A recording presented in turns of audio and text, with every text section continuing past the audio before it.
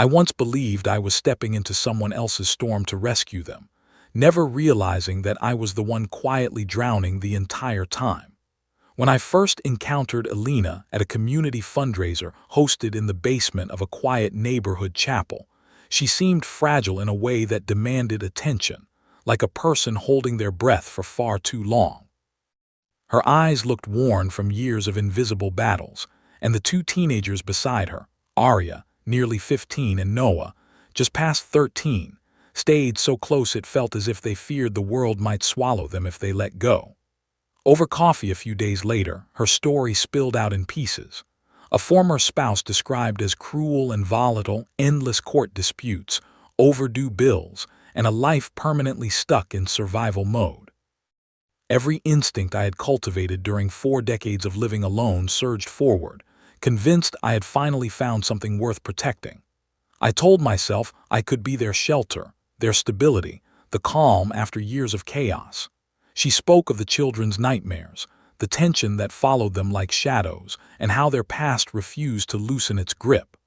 I believed every word, not realizing I was stepping onto a stage where the script had already been written. It took barely 2 months before I asked her to marry me, ignoring the alarm bells ringing and the voices of friends who warned me I was moving too fast.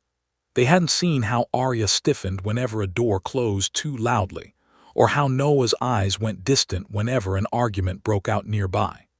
I convinced myself that love meant immediate action, that waiting would somehow fail them. We exchanged vows in a small municipal office.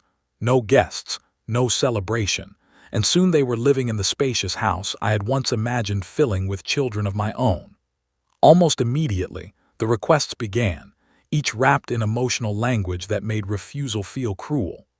Only days after the wedding, Alina hesitantly mentioned that Arya needed something special for a school dance because fitting in was crucial to her healing.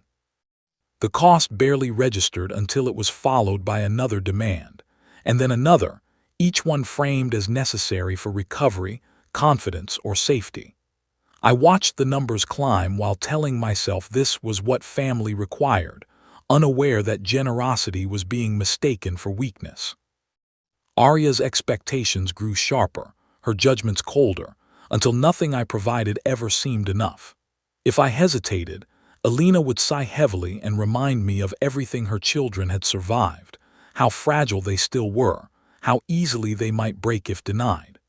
Noah required an elaborate gaming station that was described as therapeutic, something that would help him connect with the world without anxiety.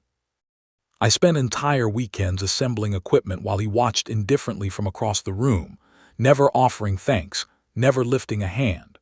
Whenever I tried to set boundaries, the emotional backlash was immediate and intense: tears, silence, slammed doors, and Alina's soft voice explaining that I didn't understand trauma the way she did. I worked extra hours, telling myself this was temporary, that healing would eventually make everything easier. Instead, the spending increased, the gratitude vanished, and I found myself apologizing for things I hadn't done, trapped in a cycle that made me question my own judgment. Every interaction became a test of how much I was willing to give.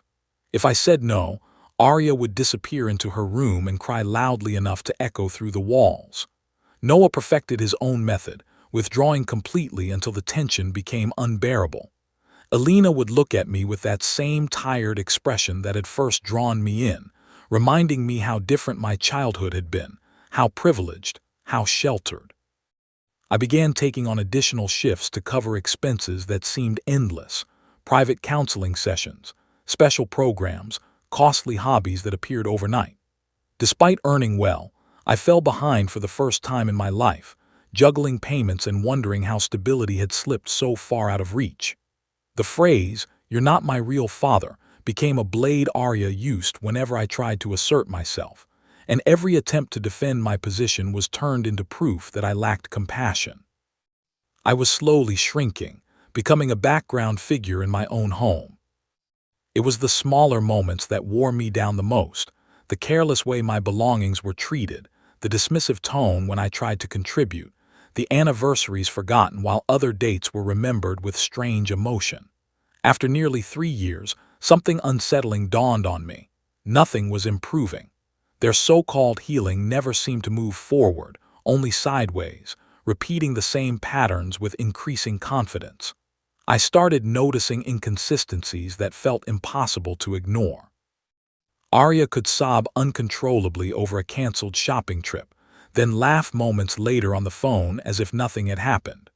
Noah claimed panic whenever responsibilities arose, yet seemed perfectly calm while immersed in his games.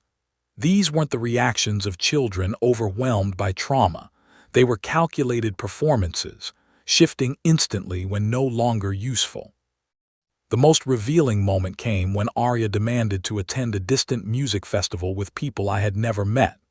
When I hesitated, she collapsed into dramatic tears, accusing me of seeing her as dangerous and broken, echoing words that felt rehearsed. Alina appeared instantly, soothing her, explaining that social freedom was a sign of progress according to advice I had never heard firsthand. That night, unable to sleep, I passed Arya's room and overheard her laughing into her phone about how the crying act always worked, how mentioning her biological father guaranteed compliance. The words cut deeper than any argument ever had. I realized I wasn't helping them heal. I was being manipulated, carefully and consistently, by people who understood exactly which emotional buttons to press. As the financial strain worsened, Alina's reasons for not working grew more elaborate: new illnesses, overwhelming fatigue, emotional exhaustion. Yet none prevented shopping trips or afternoons with friends. Credit cards multiplied, and I borrowed against my home for cosmetic expenses she insisted were necessary for her self-esteem. The truth finally surfaced by accident when a relative visited and spoke too freely after a few drinks. From another room, I heard laughter and confessions about how easy it was to keep me compliant, how my need to feel useful made me predictable. Alina's voice was calm as she explained that giving someone a mission kept them loyal, that her children understood their roles perfectly. I sat frozen, realizing my marriage wasn't a partnership. It was a long, deliberate deception. That night I began writing down every version of the past they had shared. By morning, the contradictions were impossible to ignore. Each retelling changed small but significant details, and the truth hid in those mismatches. I quietly hired an investigator, paying in cash, uncovering records that told a very different story from the one I'd been sold. The supposed abuser had fought for his children, paid support consistently, and been blocked at every turn. Gifts were returned, messages intercepted, and accusations carefully crafted to poison any chance of reconciliation. What I had believed was protection was actually alienation, and I had unknowingly become part of it. When I finally contacted the children's biological father, his first question wasn't anger or accusation. It was whether they were safe. That simple concern shattered the image I'd been given. He spoke of years spent trying to reconnect, of legal obstacles and heartbreak, of choosing patience over forced visits that might deepen their fear. Listening to him, I felt the weight of my own role in keeping them apart. I watched my family differently after that, seeing the entitlement, the rehearsed dissatisfaction, the way every interaction was designed to extract more. I began preparing quietly, organizing documents, making plans, and choosing the moment when the truth would finally surface. The night it happened, the house felt unusually still, as if it sensed what was coming. When I refused their usual demands, shock spread across their faces, followed by anger and disbelief. Noah destroyed his own phone and blamed me, expecting immediate replacement, and when I declined, the familiar accusations emerged. They invoked the absent father like a weapon, unaware that the story they'd been taught was unraveling. I spoke calmly, revealing pieces of the truth, watching as the certainty they relied on began to crack. Alina tried to intervene, but her mask slipped, and for the first time, silence replaced manipulation. I told them they would be reunited with the father they claimed to miss, and for once, no one had a prepared response. Fear replaced arrogance, confusion replaced certainty, and as they gathered their things, the reality of their choices settled in. The drive away felt surreal, like watching someone else's life through glass, yet every mile brought a strange sense of clarity. I wasn't abandoning them, I was returning them to the truth. For the first time since meeting them, I felt something close to freedom, even as the weight of everything I'd endured finally began to lift. The drive toward their father's apartment stretched into something far heavier than time itself, each streetlight flashing across the windshield like a silent countdown to the end of a life I had been living on borrowed lies. Alina cycled through every tactic I had seen before: soft apologies, angry accusations, desperate promises, her voice shifting tones as if rotating through masks, hoping one might still fit. The children sat rigid in the backseat, the bravado that once defined them replaced by a raw uncertainty they had never been taught how to manage. I kept my eyes forward, reminding myself that turning back would only trap us all in the same endless performance. When we finally arrived, the building was modest, clean, and quiet, nothing like the dangerous place they had been conditioned to imagine. Their father opened the door with a face marked by years of quiet grief, and when he said their names, something in the air broke open, exposing a truth none of us could avoid any longer. There was no anger, no violence, only the overwhelming ache of a man who had been erased from his own children's lives. Watching him, I understood that the greatest cruelty had not been the lies themselves, but the way those lies had been allowed to grow unchecked, shaping 3 people into strangers who barely recognized themselves. Inside the apartment, reality dismantled every illusion Alina had carefully built. The children's rooms had been preserved exactly as they were years ago, untouched, waiting like time capsules for a reunion that had seemed impossible. Their father spoke gently, offering food, blankets, reassurance, and space, while Alina hovered, suddenly powerless without her usual audience.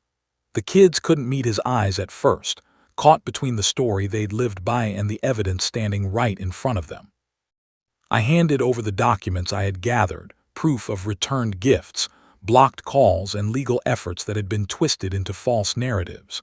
Alina tried one last time to regain control, urging them to protest, to demand they go back, but they were too stunned to perform. The realization settled slowly, painfully, like a long-held breath finally released. This was not the monster they had been taught to fear. This was simply a man who had never stopped loving them, and in that moment, every manipulation lost its power. Leaving them, there felt like stepping out of a collapsing building, the air suddenly lighter, my thoughts no longer echoing with guilt or obligation.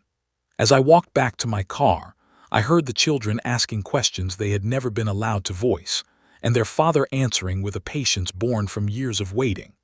Alina's final words followed me like a shadow, warning that I would regret this, that I would end up alone, but I realized I had already been alone for far longer than I cared to admit. Driving away, I felt grief, yes, but also something far stronger, a sense of reclaiming myself from a story that had never truly been mine. The road ahead no longer felt like an escape, it felt like a beginning, one defined not by saving others but by finally choosing to save myself. Months passed, and the quiet of my new apartment became a refuge rather than a reminder of what I had lost. Every piece of furniture was chosen with intention, every corner free of tension, every evening filled with a peace I had forgotten was possible. My finances slowly recovered, the weight of debt lifting as I rebuilt what had been drained. Alina struggled, forced into a life without the safety net she had taken for granted, while the children adjusted to a reality where actions carried real consequences. They reached out once or twice, words of apology trailing behind them, but I understood that forgiveness did not require reopening doors that had nearly crushed me. Some lessons must be carried forward, not erased. The children's father and I maintained a distant understanding, bound by the strange connection of shared truth rather than friendship. He updated me occasionally, describing their gradual changes, their awkward steps toward honesty, their slow acceptance of the past. Without the constant manipulation, They were learning who they were beneath the performances, discovering that respect could not be demanded, it had to be earned. I took comfort in knowing that, for the first time, they were living in a world that would not bend itself around their expectations. I began dadding again, cautiously, aware of how easily compassion can be misused when paired with a need to be needed. This time, I chose partnership over rescue, equality over obligation. I learned that kindness must be paired with boundaries, that love without respect becomes a form of self-betrayal. The greatest transformation was not in leaving them behind, but in finally seeing my own worth clearly enough to protect it. Some nights memories still surface, the laughter that felt real, the moments that almost convinced me the story was different, but they no longer hold power over my present. I recognize now that love should never require self-erasure, and sacrifice should never be demanded through guilt. What I mistook for purpose was simply manipulation wearing the mask of vulnerability. The real victory was not exposing their lies or watching them face consequences. It was reclaiming my life, my peace, and my identity after years of emotional erosion. I no longer measure my value by how much I give, but by how I honor myself. The silence in my home is not emptiness, it is freedom. And so my story does not end with anger or revenge, but with clarity. I was never meant to be their hero. I was meant to be my own.